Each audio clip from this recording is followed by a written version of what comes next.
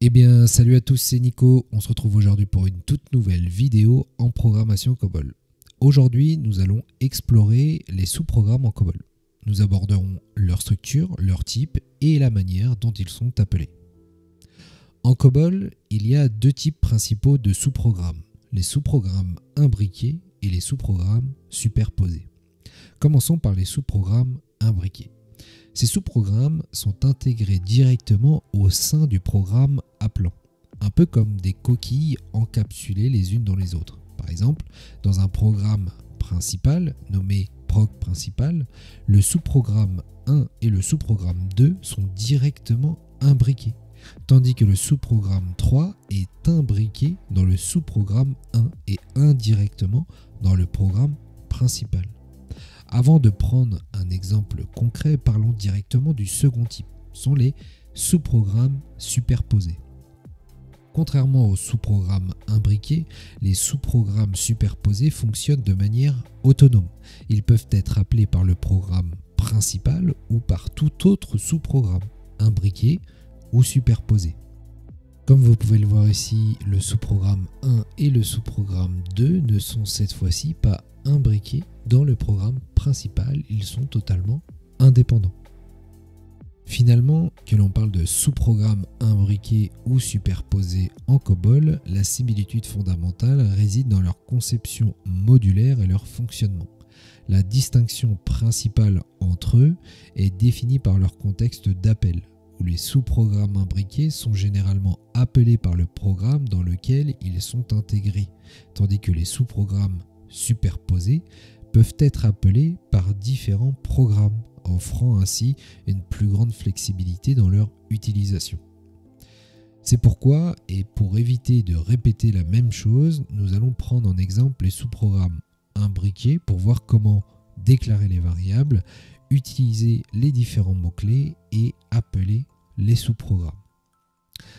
Alors, ici, dans cet exemple concret, nous avons un programme principal nommé prog principal, programme qui va appeler un sous-programme appelé additionner et qui a pour objectif d'additionner deux nombres et de nous renvoyer le résultat.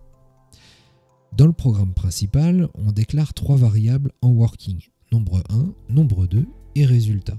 Les deux nombres sont initialisés de manière statique avec l'utilisation de la clause value. Ça, c'est des notions que l'on a déjà abordées. La nouveauté se situe dans la procédure division. Pour appeler le sous-programme, on utilise le mot-clé call, suivi du nom du programme entre apostrophes. Ou alors vous pouvez également utiliser une variable qui stockerait directement le nom du programme, c'est pareil. S'ensuit le mot-clé using et les différentes variables que l'on veut envoyer au sous-programme, à savoir nombre 1, nombre 2 et résultat. Quand on reviendra du sous-programme, on effectuera un display du résultat, puis un arrêt complet du programme principal avec l'instruction stop run. Ensuite, comme vous le voyez, le sous-programme il est imbriqué dans le programme principal avec la division identification, le programme ID, etc., etc. Autre nouveauté, c'est la présence de la linkage section. En fait, dans notre sous-programme, elle est utilisée pour décrire les variables qui seront passées depuis le programme principal.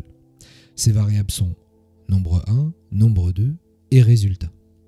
À savoir que les variables dans la linkage ne sont pas initialisées par les sous-programmes eux-mêmes. En fait, elles servent plutôt de référence aux données qui sont passées du programme principal. Cela signifie que quand un programme principal appelle le sous-programme additionné, il passe les valeurs de nombre 1, nombre 2 et la variable pour le résultat à ce sous-programme. Ensuite, comme vous le voyez, on utilise la clause using après la procédure division. Ici, elle spécifie encore une fois les différentes variables qui sont passées au sous-programme, du programme principal. On peut résumer les avantages quant à l'utilisation de using en 3 points. Déjà, Cette méthode, elle permet une communication claire entre le programme appelant et le sous-programme sur quelles données seront traitées. Ensuite, elle facilite la gestion de la mémoire car les sous-programmes n'ont pas besoin d'allouer de l'espace pour ces variables, ils utilisent plutôt l'espace alloué par le programme appelant. Et pour finir, cela rend également le code plus modulaire et réutilisable car les sous-programmes peuvent être appelés avec différents ensembles de données. Voilà. Vous devez ensuite ajouter l'addition souhaitée, à savoir add nombre 1 to nombre 2, giving résultat. Pour terminer un sous-programme, on utilise les clauses exit program et go back. Ces clauses permettent de revenir au programme principal après l'exécution du sous-programme. Dès lors, lorsque le sous-programme atteint cette ligne de code, il revient au programme principal après l'utilisation du call.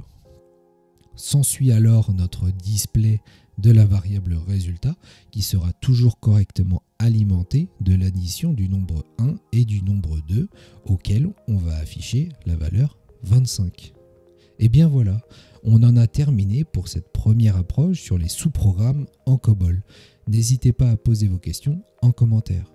Je vous invite à aller consulter notre site From Zero to COBOL si vous souhaitez en savoir plus sur ces notions et bénéficier d'un ensemble de formations complètes en COBOL, le tout en partant de zéro. En attendant, si vous avez apprécié cette vidéo, n'hésitez pas à lâcher les pouces bleus, les abonnements, les commentaires. On se dit à très vite pour une prochaine vidéo. Ciao!